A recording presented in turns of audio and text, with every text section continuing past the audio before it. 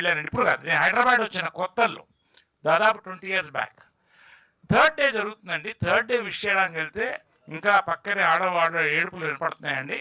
ఒక్కసారి రూమ్లో ఉంటే పరామర్శలు వెళ్తున్నప్పుడు అక్కడ ఏదో తీసుకుంటున్నారు, డ్రింక్ తీసుకుంటున్నారు కొంతమంది. మీరు కూడా తీసుకోండి అంటే నేను చాలా సీరియస్ మ్యాటర్ చెప్తానండి.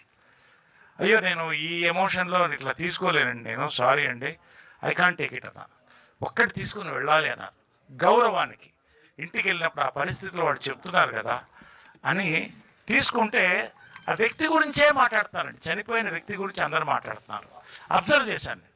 తర్వాత ఆ వ్యక్తి ఎవరైతే ఆ ఇంటి కొడుకున్నారో ఇంటికి వెళ్ళి అడిగానండి, ఏమండి ఏంటి ఈ పర్టికులర్ కల్చర్ ఏంటి ఇక్కడ థర్డ్ డే జరుగుతున్నప్పుడు, why is this drink happening అంటే ఒక మాట చెప్పాడండి, హ్యాట్స్ ఆఫ్ అండి.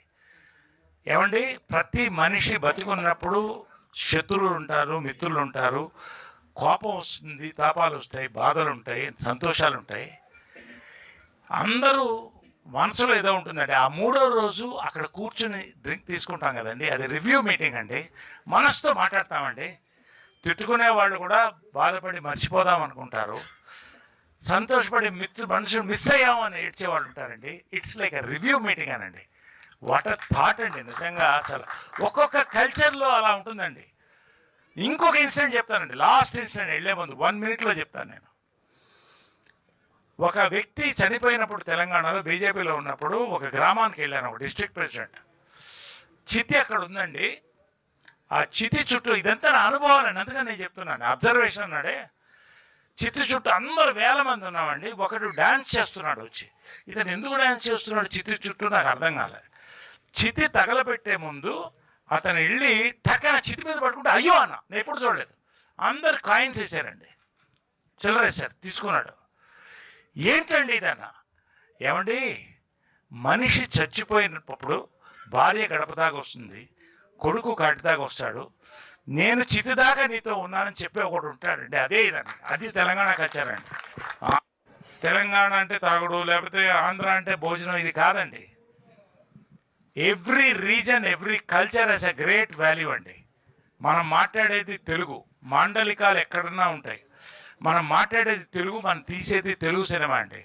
ఎవరో ఒకళ్ళిద్దరు ట్విట్టర్లోనో లేకపోతే ఒక యూట్యూబ్లో పెడితే దాన్ని మనం హైలైట్ అవుతుంది. నేను ఒకే ఒక ఇన్సిడెంట్ చెప్పి క్లోజ్ చేస్తానండి.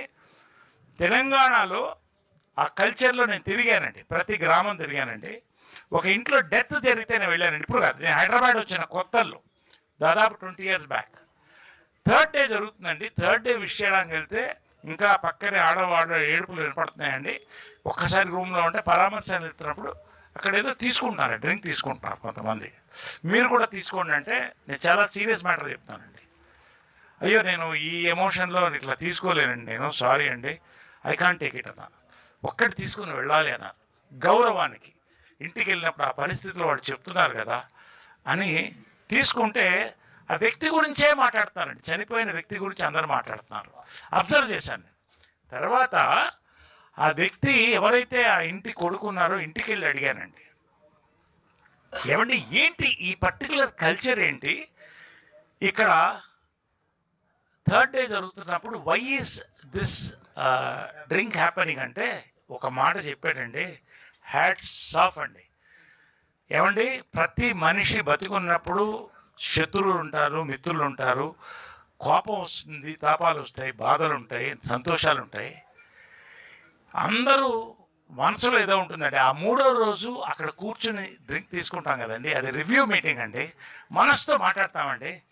తిట్టుకునే వాళ్ళు కూడా బాధపడి మర్చిపోదాం అనుకుంటారు, సంతోషపడి మనుషులు మిస్ అయ్యామని ఏడ్చేవాళ్ళు ఉంటారండి. It's like a review meeting అనండి. వాట్ ఎ థాట్ అండి నిజంగా. అసలు ఒక్కొక్క కల్చర్లో అలా ఉంటుందండి. ఇంకొక ఇన్సిడెంట్ చెప్తానండి, లాస్ట్ ఇన్సిడెంట్ వెళ్ళే ముందు 1 minute చెప్తాను నేను. ఒక వ్యక్తి చనిపోయినప్పుడు తెలంగాణలో బీజేపీలో